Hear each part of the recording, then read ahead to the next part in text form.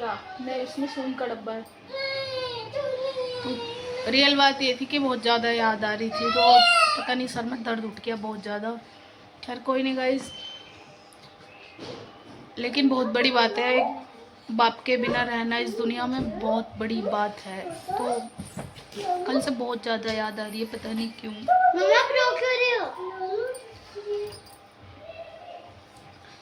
इसलिए गाइस, जिसके भी पापा है ना, उनकी बात मानो, उनसे बहुत ज़्यादा प्यार करो, उनके साथ रहो, टाइम दो, क्योंकि ना होने के बाद बहुत दुख होता है। क्यों, जिस दिन मेरे पापा ख़त्म हुए थे उस दिन लॉकडाउन का दूसरा दिन था और नवरात्र भी दूसरा ही था। तो उस दिन मैं इतनी काम में व्यस्त थी कि क्या बताऊँ। सुबह से ही एक तो व्रत था और कभी कुछ काम कभी कुछ काम, क्योंकि घर पर काफ़ी सारे लोग लॉकडाउन में फंस गए थे मेरे। तो उस दिन मैंने उन्हें टाइम दिया ही नहीं पूरे दिन।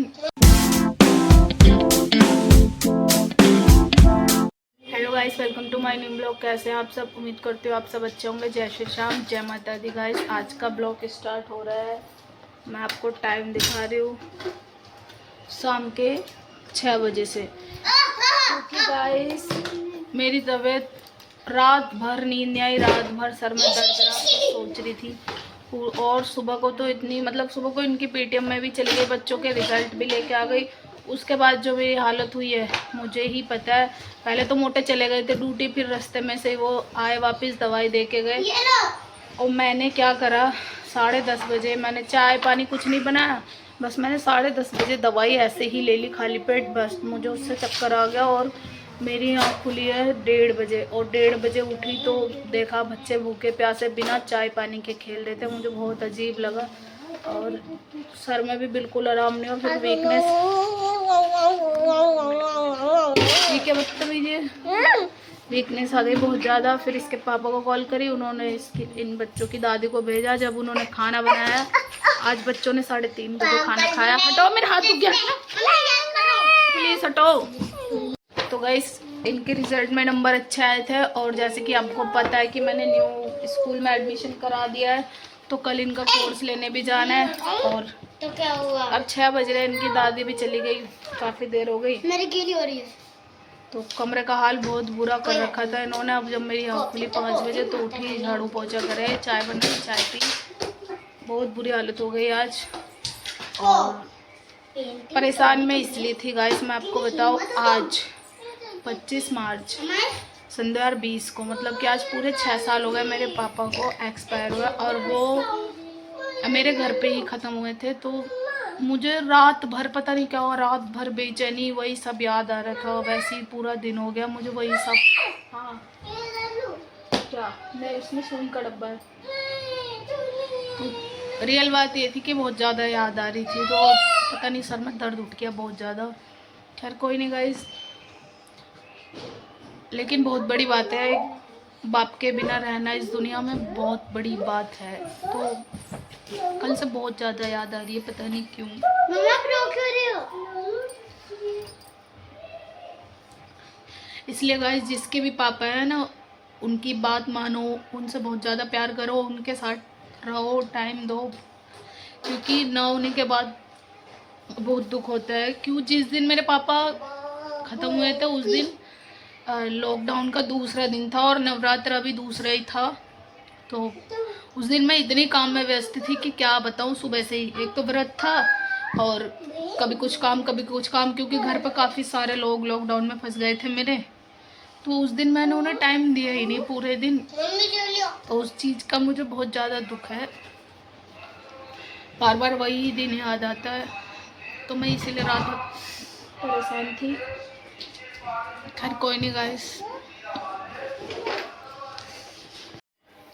तो गाइस, अब मैं इन्हें लेके बैठी थोड़ी देर पढ़ाने के लिए, क्योंकि अब ये पढ़ाई भूलते जा रही है। फिर अभी 5-6 दिन की और छुट्टियां हैं, 1 अप्रैल से ये स्कूल जाएंगे, तो सोचा थोड़ा सा करा दूं, इसीलिए दोनों को लेके बैठ गई हूँ कि थोड़ा सा पढ़ा दो। ऐसा ना हो, क्योंकि इन्हें 4-5 दिन हो गए हैं और 4-5 दिन हो जाएंगे, ऐसा ना हो कि ये भूल जाए।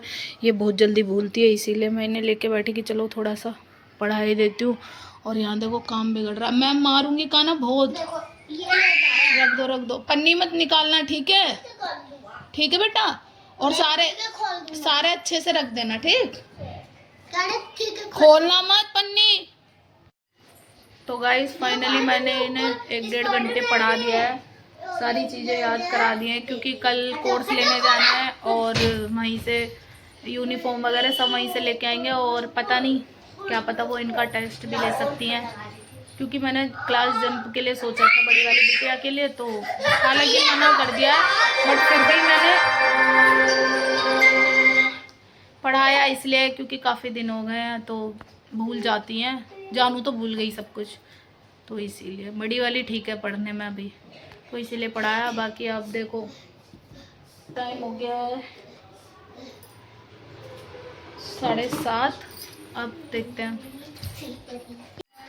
तो गाइस 8:30 होने वाले हैं, मोटे आने वाले हैं ना। उन्होंने कॉल करी कि क्या बनेगा क्या नहीं, तो ना मैंने करी आज, और फिर एक बार करी तो उठाई भी नहीं, तो फिर मैंने ये काट लिया बैगन, भरवा बैगन बनाने के लिए। ये सब इनका मसाला ये पीसूंगी, तो मैं बना देती हूँ भरवा बैगन और रोटी। जो मम्मी आई थी दिन में उन्होंने चावल बनाए, चावल भी रखे हैं।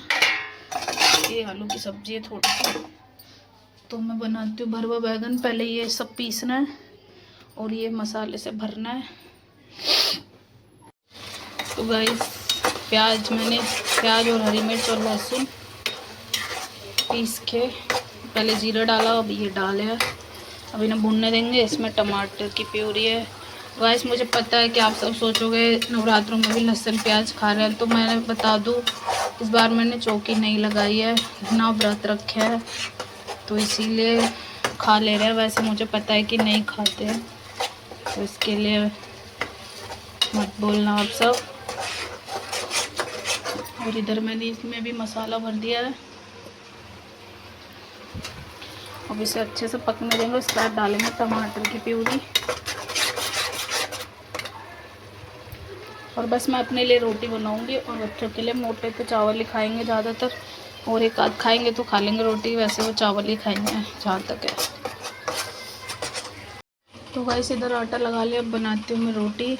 इधर अभी मसाला ही पक रहा है, क्योंकि धीमी धीमी गैस पे पकाने तो टाइम लगता है थोड़ा, तो बना लेते हैं इतनी रोटी। तो गाइस फाइनली रोटी तो बन गई है, और ये मैंने साफ़ सफाई भी कर दी है। बस ये बैगन है ना, ये गलने का नाम नहीं ले रहे हैं, अभी थोड़ी कसर है सब्जी बनने में। और ये काना रोटी दे के गया है कि बना दो, और मैंने बर्तन धुल दिए हैं, तो मैंने कहा ठीक है यहाँ बन जाएगी, रख दो झूठ झूठ की।